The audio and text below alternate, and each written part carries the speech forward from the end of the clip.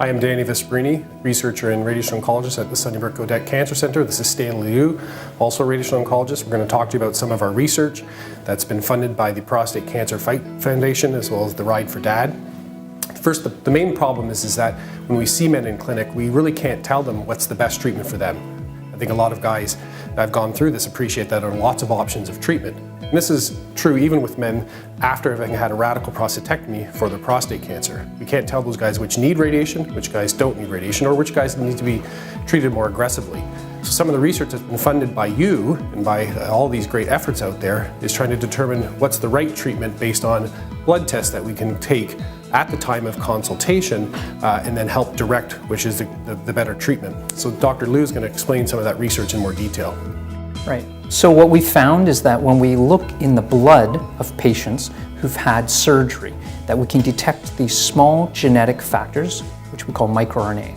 And we believe that these microRNA are being secreted from the prostate cancer cells and can give us an idea of how aggressive a person's cancer actually is and how likely is it for it to come back after surgery.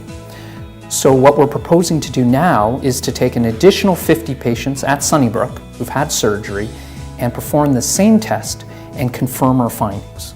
And if we can confirm that we have this microRNA signature that can detect patients who have aggressive cancer after they've had surgery, we can then better stratify patients into either radiation or in some cases no radiation, and potentially adding additional systemic agents if patients are predicted to have particularly aggressive prostate cancer. And by using this non-invasive test, we think we can make lives better for prostate cancer patients by giving them the treatments they need and not giving patients who would not benefit from treatments any unnecessary side effects.